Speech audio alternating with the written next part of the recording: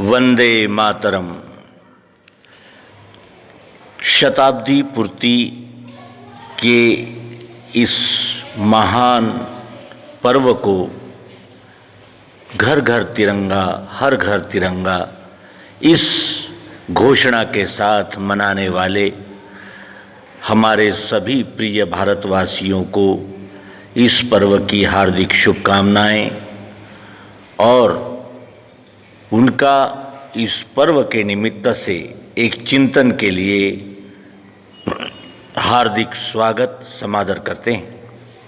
मित्रों, तिरंगा ये हमारा राष्ट्रीय ध्वज है, जिसके प्रति हमारा सम्मान सतत और जागृत रूप से है, था और रहेगा।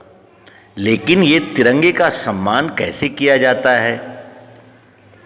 एक अच्छा नागरिक ही इस तिरंगे को अभिमान पूर्वक विश्व में घोषित कर सकता है।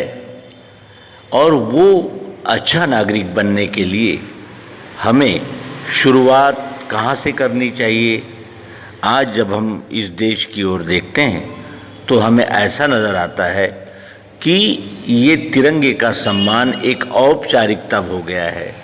15 अगस्त 26 जनवरी के दिन झंडा वंदन करना, झंडे को सलामी देना और राष्ट्रगीत गाकर अपने आप को देशभक्त है, देशभक्त हूँ ऐसा मान लेना।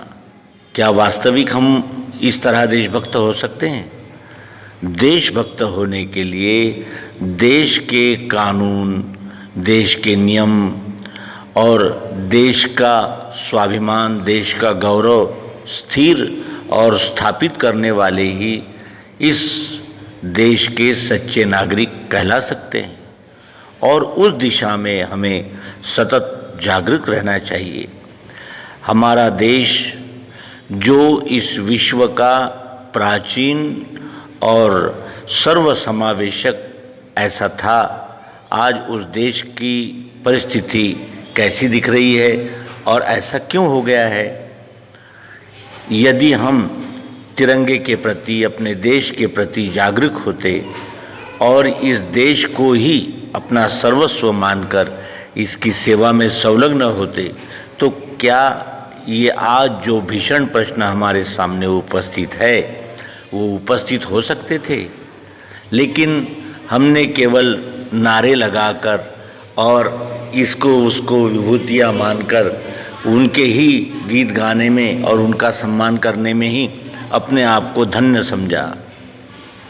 लेकिन उन्होंने दी हुई देशनाओं और उन्होंने किए हुए बलिदानों को हमने कभी स्मरण नहीं किया।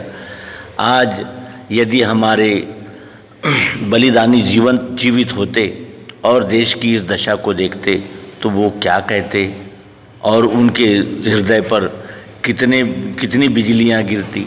आज वो यदि देखते कि जात पात, धर्म, पंथ, मत और अपने अपने विचारों के गुलाम होकर जिस भारत के हम अंग हैं उसी को छिन्न विछिन्न करने की योजनाएं बनाते रहते हैं, क्या ये एक राष्ट्र और एक संस्कृति के लिए योग्य बात है? ये सोचने का आज यही समय है। इसलिए हम तिरंगा यात्रा तो अवश्य करें, अवश्य मनाएं। अपने देश की आज़ादी का महोत्सव मनाना हम सब नागरिकों का कर्तव्य तो है ही, लेकिन साथ ही अपने अधिकारों के साथ साथ अपने कर्तव्यों का स्मरण करना भी इस अवसर पर हमारा कर्तव्य होता है। और हम सब भारतवासी अपने देश को अक्षुण्ण, स्वतंत्र और दैदीप्यमान रखेंगे और सतत अपने देश के स्वाभिमान के प्रति जागरूक रहेंगे। और किसी की भी इतनी हिम्मत न हो जो हमारे देश की ओर गर्दन टेढ़ी करके देख सके, इतना हम उसे बलशाली, सामर्थ्यवान बनाएंगे। इसी संकल्प के साथ सभी को इस तिरंगा यात्रा की हार्दिक शुभकामनाएं देते हैं। और देश रहेगा तो हम रहेंगे। ये देश जितना सुरक्षित और सुसंस्कृत सुदृढ़ होगा, उतना ही इस देश का नागरिक भी मजबूत होगा, बलवान होगा और निष्कंटक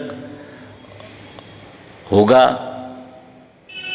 ये अपेक्षा भी है और संकल्प भी। जय हिंद, वंदे मातरम।